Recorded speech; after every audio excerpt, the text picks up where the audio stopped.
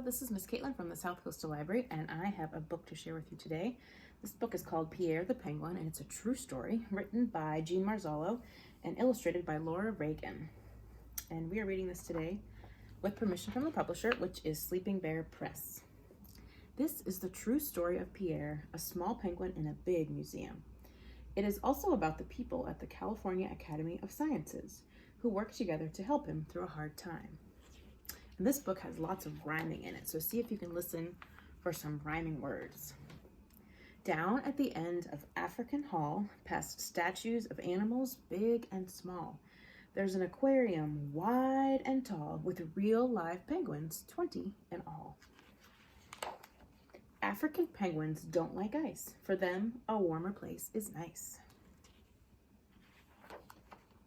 Here comes Pam with fish in her pail. The penguins are fed twice a day without fail. Pam enters the tank through the sky-painted wall. A hidden door there leads out to a hall. Some of the penguins look just the same. Wing bands help Pam call the birds by name. It's hard to see in the pictures, but there are tiny little bands that are colored so that she can tell the penguins apart. One day, aquatic biologist Pam, observing the penguins, saw one in a jam. Gently, gently, she examined Pierre. His feathers were gone. His bottom was bare. Pierre was afraid to go for a swim. He'd get too cold if he dived right in. How can I help you? What can I do? Pam had ideas and tried the first two.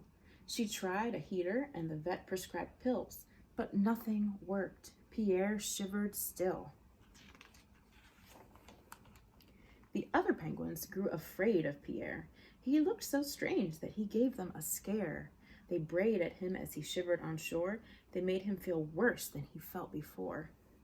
Braying is the sound that the penguins make. It's kind of like squawking at him. One rainy day, biologist Pam came up with a new idea. Shazam! My dog wears a raincoat, she told the vet. Could Pierre wear a wetsuit? The vet said, you bet. Pam and a friend worked day and night to make a pattern that fit just right. Then a wetsuit was made of neoprene, the tiniest one that you've ever seen. Neoprene is the same material that they use for wetsuits that scuba divers and surfers wear. Carefully, Pam put on Pierre, a wetsuit a featherless penguin could wear.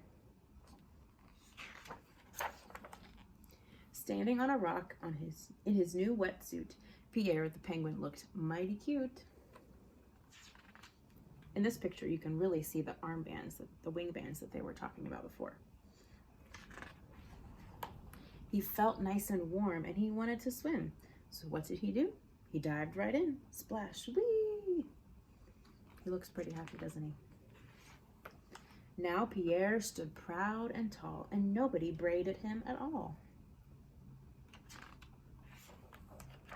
6 weeks went by, and then a surprise. Pam could hardly believe her eyes. What's different? Not only was Pierre no longer cold, he had new feathers. Observe and behold. It's pretty amazing, isn't it? Now warm in water, now warm on shore. Guess who didn't need his wetsuit anymore? Pierre made a nest for his very best friend. Their story goes on thanks to Pam. The end. And grown-ups, I'm also going to share with you the link to the California Academy of Sciences. You can actually watch the penguins on their webcam there, so I'll share that with you in the information for the video. Thank you for joining me today, and we'll see you next time.